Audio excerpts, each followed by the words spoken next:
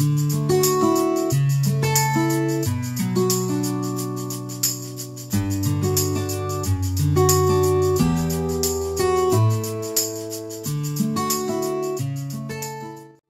সবাইকে, তোমরা তো ডিমের কারি অনেকভাবে খেয়েছো। এইভাবে খেয়েছো কোনো দিন?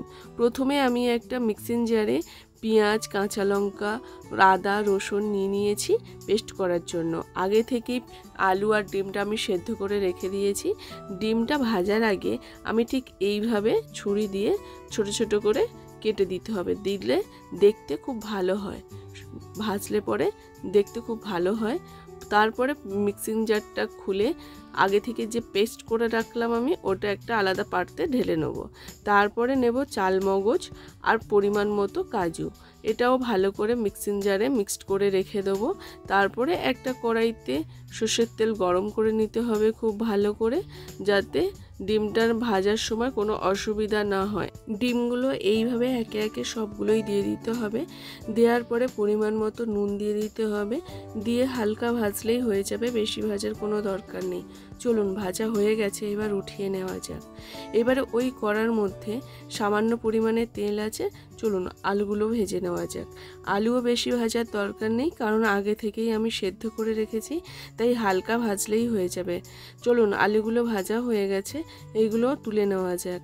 তারপরে কড়াইতে পরিমাণ মতো সর্ষের তেল দিয়ে দিতে হবে। তেলটা খুব ভালো করে গরম হয়ে আসলে কালো জিরে ফোড়নে দিয়ে দিতে হবে।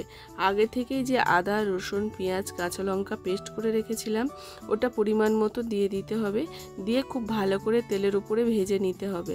তারপরে পরিমাণ মতো নুনও দিয়ে দিতে হবে, দিয়ে খুব ভালো করে এটাকে ভেজে নিতে হবে, কারণ গন্ধ হতে পারে। পেঁয়াজ, আদা, রসুন সবই আছে, তো ভালো করে না ভাজলে গন্ধ ছাড়তে পারে। তারপরে পরিমাণ মতো গোলমরিচ, পরিমাণ মতো জিরের গুঁড়ো দিয়ে খুব ভালো করে এটাকে ভেজে নিতে হবে। তারপরে পরিমাণ মতো এখানে জল অ্যাড করে দিতে হবে, দিয়ে খুব ভালো করে এটাকে কষিয়ে নিতে হবে। প্রায় 2-3 মিনিট ধরে কষিয়ে নিলে খুব ভালো হয়। চলুন, মশলা আমার কষানো কমপ্লিট হয়ে গেছে।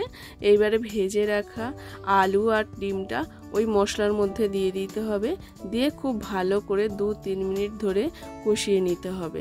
আগে থেকেই যে আমি পেস্ট করে রেখেছিলাম কাজু আর চালমগজ, ওটা এবারে দিয়ে দিতে হবে।